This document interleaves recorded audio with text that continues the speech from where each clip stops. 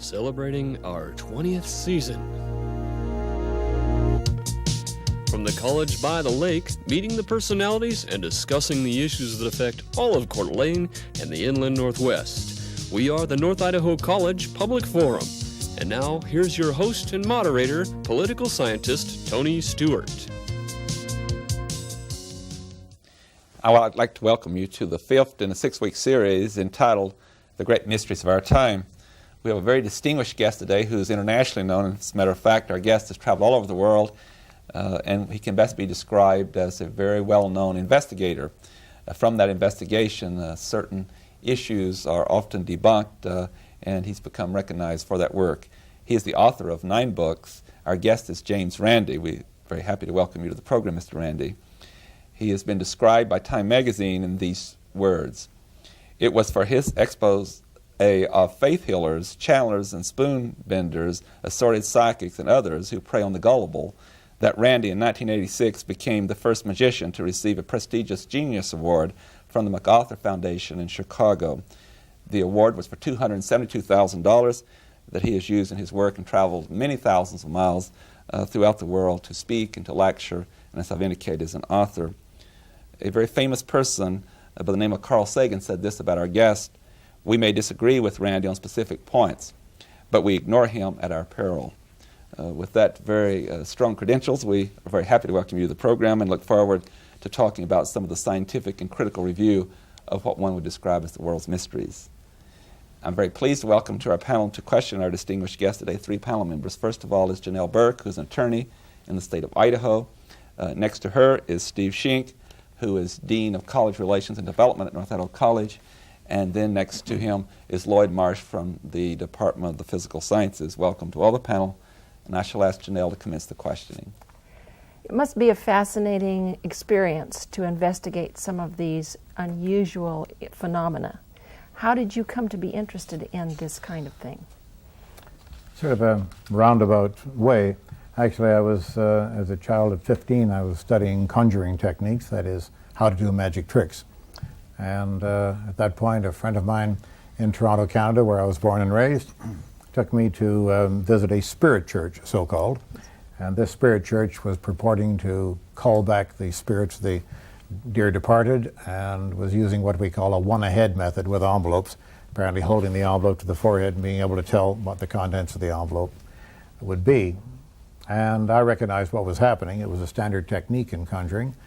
And after going to 2 of these services, I tried to break up one service by standing up, going to the waste paper basket, and trying to show people how they had been deceived.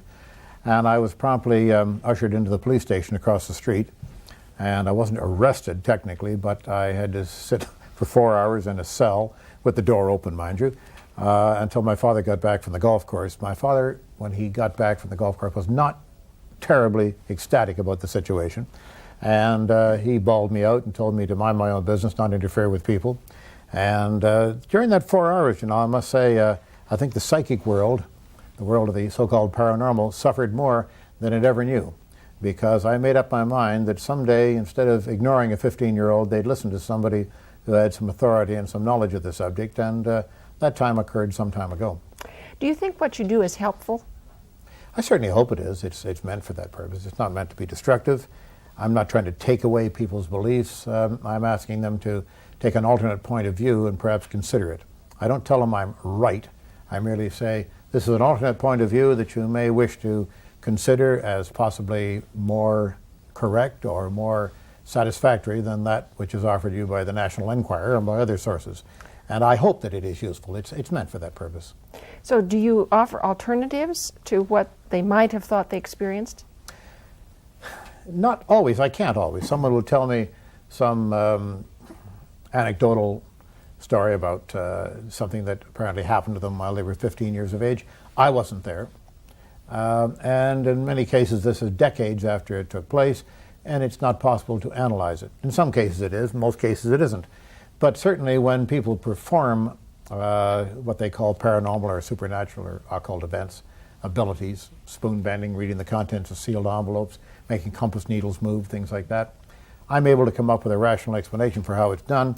And I have, for many years now, offered a $10,000 prize to anyone who can produce evidence of this under proper observing conditions. That offer has been taken up by 75 individuals and or groups over the years, and more than 20 years now, and they've all failed. They've all sort of fallen on their collective nose, so to speak. That doesn't mean that tomorrow somebody won't come along and try to take that prize money, of course. Just one quick question. What about the Ouija board? Well, the Ouija board is one of those most common forms of self-deception. Self-deception that depends upon what psychologists call the idiomotor reaction. It has nothing to do with idiots, though in some cases it may. What it is people unconsciously moving the planchette around on the board, and the way you test that is simply hold a piece of paper in front of their faces, and suddenly the board is making all kinds of random moves and doesn't arrive at the letters that it's supposed to be arriving at. It's an easy thing to test, has been done thousands of times, but people don't like that kind of test, and they don't usually submit to it. Steve Sheen. Mr. Andy, I enjoyed your example about the Johnny Carson hold the envelope to the forehead Yes. Great predictions. Karnak. Yeah, the great, exactly. Do you have some other examples of the kind of deceptions you have been able to uncover in your years in this? Well, yes, in the faith healing. One of my books is called The Faith Healers, and that was a painful book for me to have to write. I actually, over a 2.5-year period, called on people by telephone, by letter, and everything, and whenever I could, in person, who claimed that they had been healed, or I called on people for whom faith healers had claimed healings, and I found not one example in hundreds, literally hundreds of cases that I looked into, of any healing actually taking place. In most cases, the diseases themselves were imaginary. In many cases, the people still had the diseases that they thought they had in the first place, and were not in any wise cured of them. They still suffered from them, but they chose not to believe that they did. And I found that some of the faith healers, one that I had to expose on nationwide television, rather effectively, I thought, apparently getting messages from God, was actually getting messages from his wife backstage by means of a tiny receiver in the ear, and she was sitting at a transmitter, viewing it over a TV monitor screen, and seeing exactly where he was going, and telling him, go down the aisle, 4th row, the man in the yellow shirt, his name is Bill, and he lives at 6601 Tate Avenue and whatever, and he would go down, God tells me that you're coming out of a doorway with the number 6601 over it. What does that mean to you? I live at 6601 Tate Avenue. Did you tell me about that? No, I didn't tell you about that. But what he doesn't mention, of course, is that before the service, the wife has gone down to him and asked him to fill out a healing card with his request for a healing on it, and all that information has been taken backstage. She's made a note, the first seat in the 4th row, yellow shirt, man with the glasses, and she's reading it back to him, saying, go out to the man with the yellow shirt with the glasses, his name is Bill, tell him the following things. And this is Reverend Peter Popoff. I went to the state attorney in California with all of the evidence that we had, and we had 4.5 hours of recording of his wife telling him to do these things, and in some cases stuff we couldn't possibly use because it just showed their total disregard and disrespect for the people that they were apparently serving by bringing healing to them. They were brutal. They were saying things that I couldn't repeat on this program. I've never repeated most of them from most people, but totally obscene things they were talking about in regard to these people. And we showed the state attorney all his evidence, and he told us frankly he was an elected official and he wasn't going to come out against anybody with the name Reverend, whether he was a reverend or not. And so I had to go over his head, and I went to Johnny Carson. In this series, we have talked about Bigfoot, we've talked about UFOs, we've talked about near-death experiences. Are any of those more credible than the others, in your opinion, or are you equally skeptical of all three? Pretty well equally skeptical about all of them. The UFOs is sort of a very large subject to approach, because I'm a bit of an amateur astronomer, and almost every night, whenever I can get a clear sky in Florida, which is not very often these days, I see things going over that I know nothing about. As a matter of fact, if you see what appears to be an airplane passing over, until somebody can tell you with a certain amount of authority that it is the TWA flight to Tampa out of a certain time and a certain flight number, it really is a UFO. It's unidentified until you know what it is. You can suspect what it is. There are lots of bits of space junk up there, and sometimes when I get my telescopes out, some strange little thing coasts across the field. I don't immediately assume that it's full of the little green men from Mars. I just say there's something I haven't seen before and I don't understand what it is. It probably has a good explanation. And in most cases you can, if you look hard enough, you can find an explanation for it. In other cases, no. But you mustn't automatically assume that that means it comes from Jupiter or Mars. Lloyd Marsh. Well, and this leads into the next question. Having taught some of the physical sciences in my life, physics and math and chemistry, I've become very pragmatic, and I share many of your thoughts. But it takes a great deal of understanding to be maybe a magician or a charlatan of physics and physical principles. Have you found that the people that do this have studied physics and understand physical principles, or are they just tricksters that have learned the tricks of their trade? The latter. Most magicians, now we're talking about two different things here. We're talking about fakers who try to convince their audience that it's real. We're not including the Doug Hennings and the Harry Blackstones and the David Copperfields in this. These are actors who play the part of wizards. They do it for purposes of entertainment. It's very legitimate, and I support it wholeheartedly. I'm not in the business of going about telling you how David Copperfield flies through the air.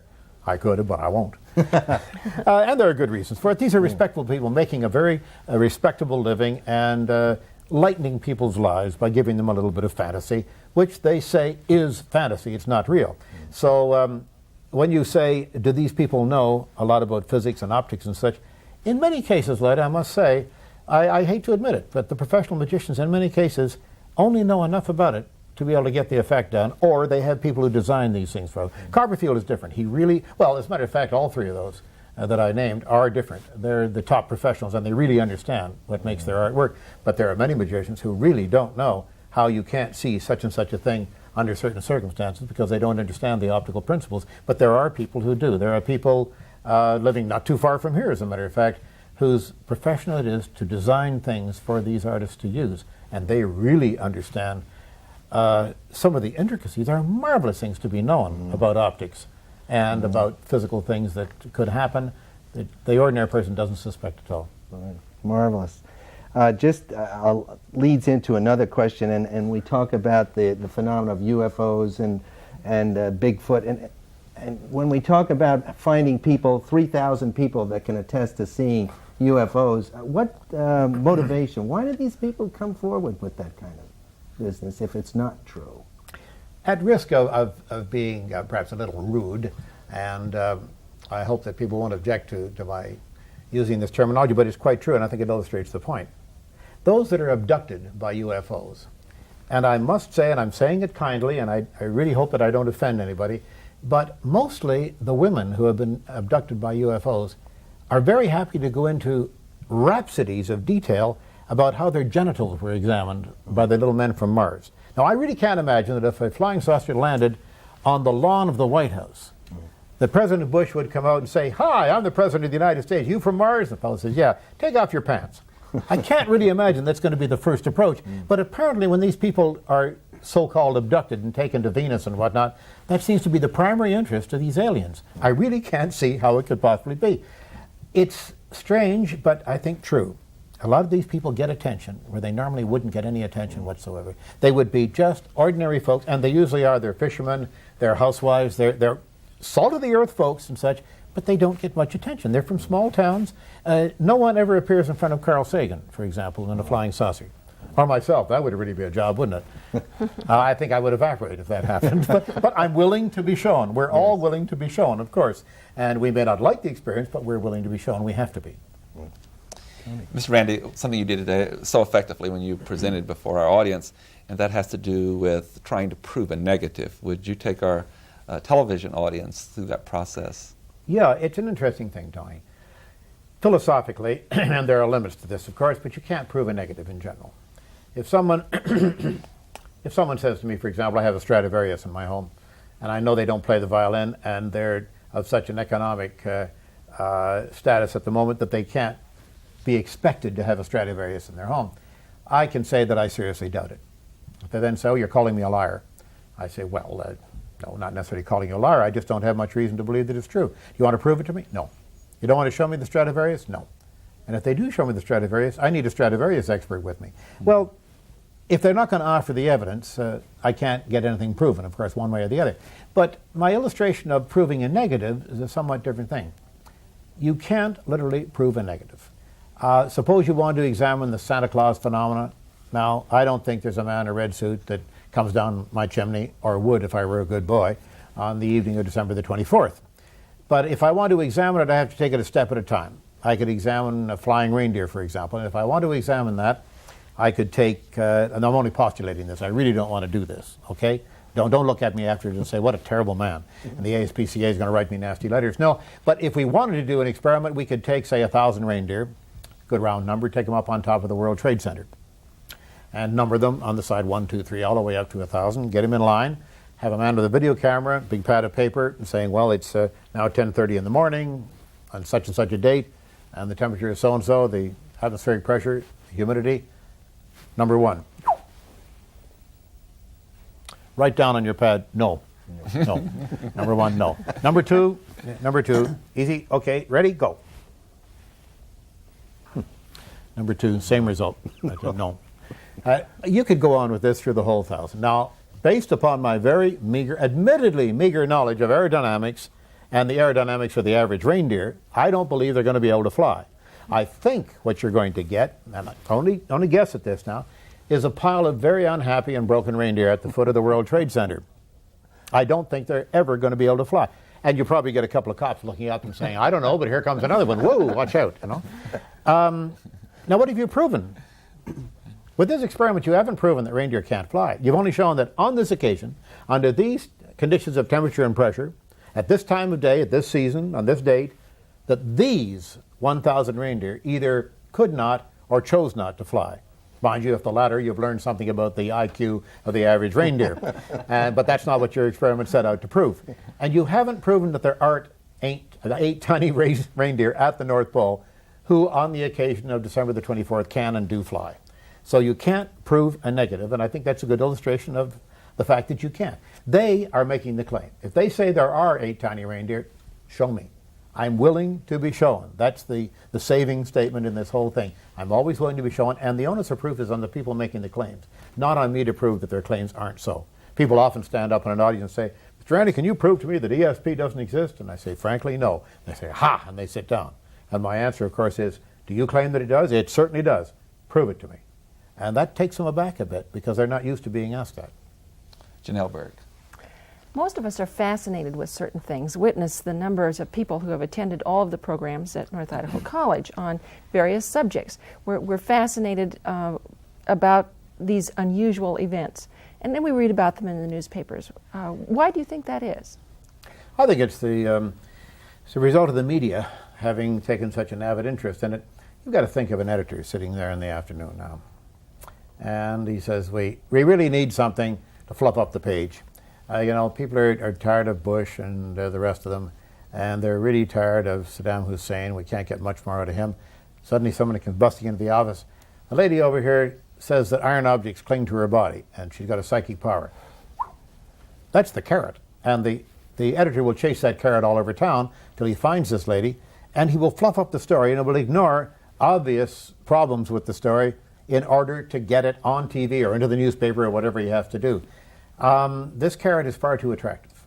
And I think that the media have, by and large, lost track of their primary function to impart information to the readers and the viewers and the listeners, in the case of radio. That they are more interested in what is going to please advertisers and what is going to make people titillated and make them call into the station or to the newspaper and make their own comments. Because once one person has been abducted in an area, all kinds of abductions come along. If she can be abducted, I can be abducted. Junior, you're going to be abducted. I don't want to hear any more. You were taken on a flying saucer yesterday. What are you talking about? Yes, the reporter's on his way over. This kind of thing happens very, very easily. And it's largely a product of the media. And we are fascinated with it because it's a little exciting, it's a little out of touch. It's our neighbors that this is happening to. Ordinary folks like us can be taken aboard a flying saucer and whipped off to Venus. That's pretty fascinating and pretty attractive. Do you think this comes from imagination? I think in many cases it's wishful thinking, it's imagination in some cases, and in some cases some of these people really need to get some help. I think that a lot of them are not really rowing with both oars in the water, and they're just not going to get anywhere if they don't come down to a real world. We do live in a real world. That flat tire, you've really got to take a look at it. You've got to you'd not pump it up every morning before you set out and have the pump in the back of the car. Get it fixed. Pay the mortgage. You're 2 days overdue now. They're going to charge you interest and everything. Why don't you pay it now and everything? And you know, the garbage bags you got all fall apart. Why don't you throw them out and get a new package? It's a real world. We have to deal with it each and every day. We can't go to gurus and say, Guru, I can't solve the problem with the garbage bag. What will I do? You know, make a mantra over the garbage bag and it won't do that anymore. Come on, let's get real. Medieval days are gone. They went a long time ago, and we should be coming down to real nitty-gritty and living a real, rational life. It may not be as much fun as the other one, but it does deal with the world that we have to live in a much better fashion. Steve Sheen. Mr. Randy, you've made quite a career for yourself out of finding plausible explanations for seemingly mysterious episodes. But I believe you said at the start of the show that there have been some things that you've investigated that you couldn't explain. Could you share with us some of those examples? Yeah, there are some claims that I can't get close enough. The people won't allow them to be examined. Dowsing is one thing. Dowsing is a business of the forked stick finding water underground and such. And the dowsers will say, well, I can find water underground. That's not surprising to me because geologists tell us that 94% of the Earth's surface has water within drillable distance. That means their chances of pointing at any spot on the ground, at random, anywhere on Earth, are about 94% success. Now, my challenge to them is find me a dry spot. They got 6% chance of doing that, you see, and they don't want to do that. They say, that's not the way we work. Well, show me a spot where your stick doesn't go down, and then we'll drill and find out if we find water. You see, you can't afford anywhere from $2,000 to $10,000 to get a drilling rig out to find out if there's water where they point to. And you'd have to drill many other points around there to find out whether or not the whole place is going to provide water. So any place where you throw a paradise or something would come up with a spot that would produce water. You can't really do tests like that. There are many cases where I'm not satisfied that things are real and really have some validity to them merely because I can't get my teeth into them. And it's like the Stradivarius. If the guy doesn't want to show me the Stradivarius and let me have the Stradivarius expert come down, I just give it up and say, hey, there's something I can't investigate, goodbye, and I go on to something I can. The husband and wife that you talked about who were bilking the public out of charitable dollars with a fake healing routine are a worst case example, I would think. Oh, yes. Have you run into many examples of people who honestly, sincerely believe what they're telling you and are just misled? Absolutely, and that's the majority of them. The vast majority of them. Certainly any people that apply for my $10,000 prize are generally in that class. I've only found 2 people in all those years, those 24 years that I've had that offer out now, only 2 people, and they were both dowsers incidentally, actually tried to cheat. And I didn't fall off an apple tree yesterday, so I found out what they were doing, and they weren't unable to cheat. But that's rare. Most of these people really believe they have the powers, and as I pointed out in my lecture today, most people can't judge these things for themselves. They really think that perfectly ordinary things, things that happen within the bounds of chance, and statistically are almost bound to happen, are miraculous. They look at some coincidence, and one was pointed out to us today, which I think is merely a coincidence, and it's the kind of thing that's apt to happen from time to time. You can't look at it as if it's something that is direct cause and effect necessarily. And most people are not equipped to judge these things for themselves. And that event that you're referring to was what? Well, this lady who said that she had a peculiar thing happen optically to her sitting at the breakfast table. She saw a couple of lines with a bar across them and such, and said that coincided with the time that a favorite uncle died. It may very well have. I had a strange thing happen to me when I was a kid. I was babysitting one night, and I sort of fell asleep on the sofa. I hate to admit this. They probably want the money back now. But I fell asleep on the sofa, and I woke hearing the strangest thing. It was very heavy breathing, very labored and sort of a breathing like this, and I was really spooked out, but didn't know what it was. The next day when I got back home, went to bed, the next day they told me that my grandfather, who was very, very close to me, had died that same night at about that same time in another city, about 400 miles away. I was in Toronto, that was in Montreal, and I thought that was a mysterious connection. A week later, I was back babysitting, fell asleep on the same sofa, heard the same sound, and found out that it was the baby upstairs who had rolled over in the crib, was up against the hot air register, and it was being conducted down to right behind the sofa, and that's what I was hearing, was this labored breathing of the child laying on its stomach, sort of half smothering. I should have known about that. I wonder what happened to that baby. I really wonder. But you see, I was equipped with the information now, and if I had looked upon the 2 events as being cause and effect, being related, to this day I would have to say that I probably had that experience. Lloyd Marsh. Several years ago, there were some faith healers in the Philippines, I think, conducting bloodless surgery. Yes, indeed. Did you have an opportunity to investigate any of that? Went to the Philippines to do that, and I had to come away with only 4.5 hours of videotape. They actually seized my passport at the airport, and they held it for 2 days, and I stayed in a hotel with a soldier at the door who wouldn't let me out. And I was not allowed to go to Baguio, which is the area where they were, because that was during the Marcos regime, and it's still flourishing. Still flourishing. It will never die, because at that time it was bringing $40 million into the Philippines every year from people from all over the world, including Peter Sellers and various other personalities who, as a result of that, died. He literally went there, depended upon the psychic surgeons when he had to have a heart bypass, decided not to have it, and died as a result of it after 3 years of going there twice a year, and they would do these phony operations on him. We did get, in Sacramento, California, incidentally, last year, we did get a conviction of one of the psychic surgeons in this country, but only after a civil servant who was rather high up in the ranks had his mother victimized by one of them. That's what it took to bring it to the attention of the California authorities, to the point where they would actually take the man to court and convict him, and he did get 9 months. All the charges were dropped except he had fraud, fake cancer cures and such brought against him. The only one they made stick was practicing medicine without a license, and he did get 9 months on that. But the psychic surgeons of the Philippines, so-called, are blatant sleight-of-hand artists. It can clearly be shown in the films of them, and certainly seeing them in person, which I have in this country, and in Florida, where they operate quite freely with the fundamentalist churches who sponsor them.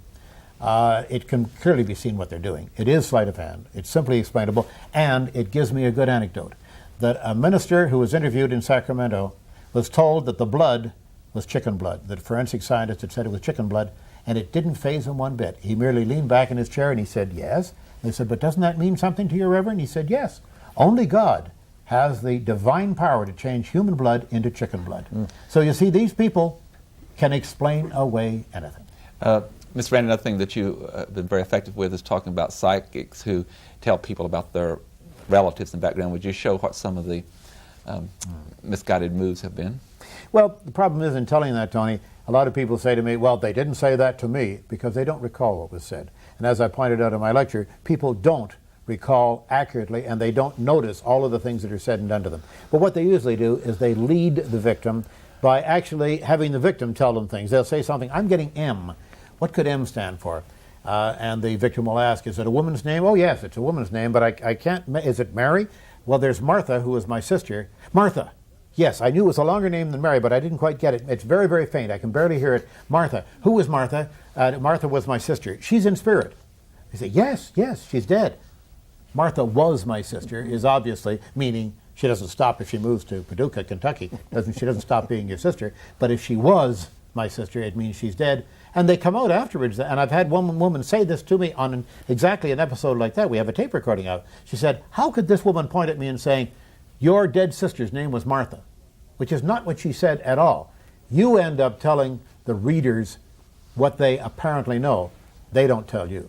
With that, we have to bring the permanent conclusion. On behalf of the panel and our staff, thank you very much. James Randi, you have been so informative, and I know our viewers have enjoyed the program. Thank you, Tony. Ladies and gentlemen, I would like to invite you to be with us again next week for the 6th and final program on this series called The Great Mysteries of Our Time. Until then, please have a good week. I am Tony Stewart.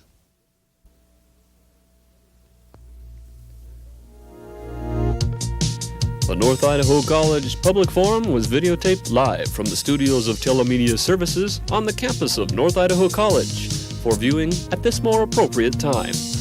We invite you to join us again next week for another all-new edition of the North Idaho College Public Forum on this public television station.